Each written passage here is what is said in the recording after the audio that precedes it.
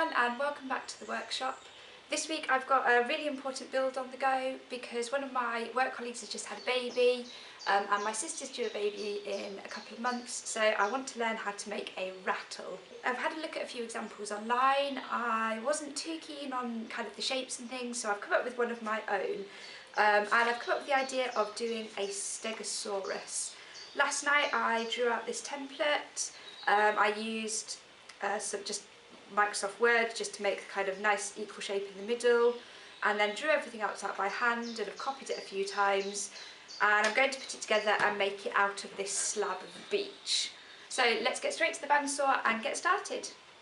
So I've applied a thin layer of glue onto the back of my picture and I'm going to use that to hold it in place on the wood.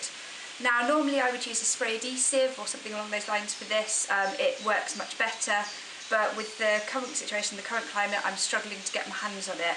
So for now, I'm having to make do with wood glue, just a really thin layer, and I will sand off the paper and the picture at the end. I know it's not the best practice, but it's the only thing we've got to hand at this moment in time. And I found the best corner of the wood, so I'm going to glue it into this corner here. And now I'm going to use the bandsaw to cut out the rough outline, and then I'm going to move over to the scroll saw for finishing.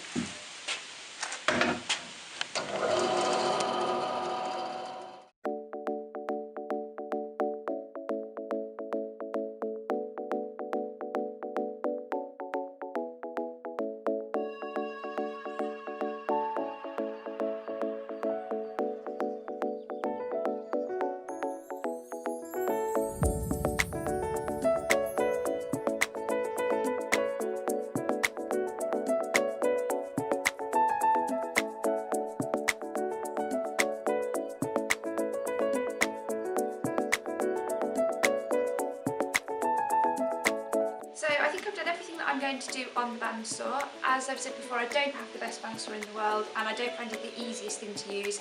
I much prefer the scroll saw for doing this finer curves and details, so I'm going to move over to that and finish off the outline and then cut out this central piece using the scroll saw. This wood is a little bit on the thick side to go through the scroll saw, and as you can see whilst I'm cutting there are quite a few vibrations, but I'm just going to take it really slowly to get the best cut that I can.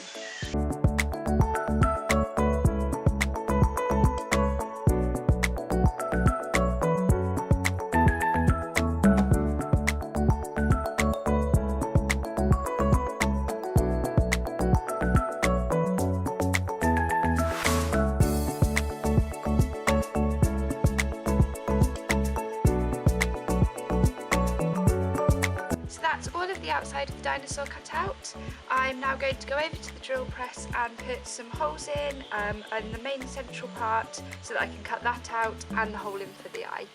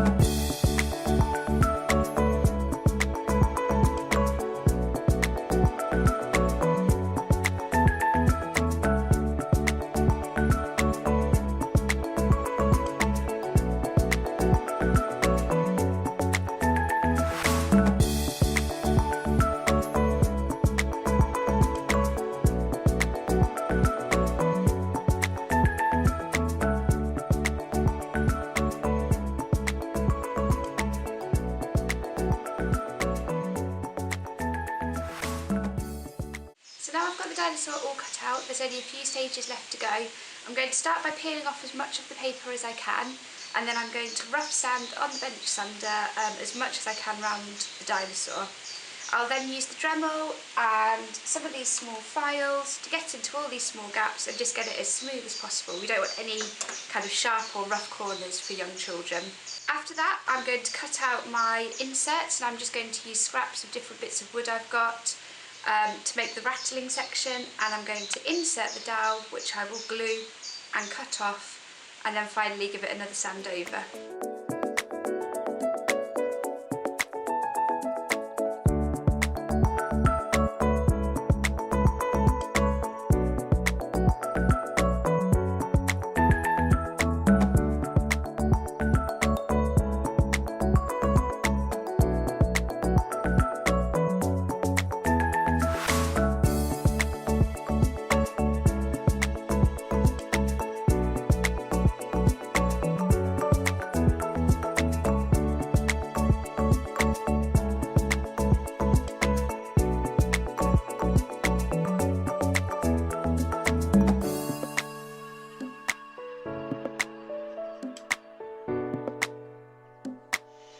So for my final stage, I'm adding on the wood wax. This is wood wax 22, which is great because it is safe for toys. So it's ideal just in case the little one puts it in their mouth or anything like that. So I'm going to add it on, and it adds a really nice kind of 3D effect to this beech. I'm doing this before I put everything together just because it makes it a bit easier as far as being able to get into all the nooks and crannies and make sure that it's got a good spread all over it.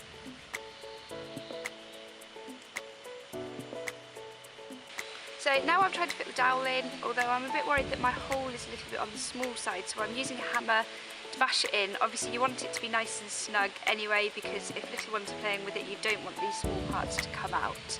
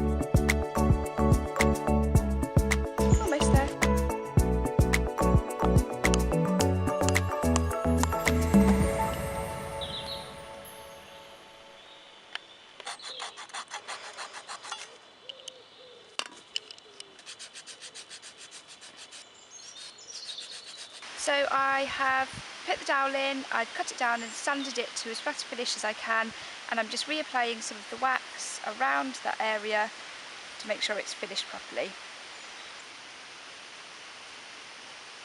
And there we go, that's all sealed nicely now. As you can see there, we're all done.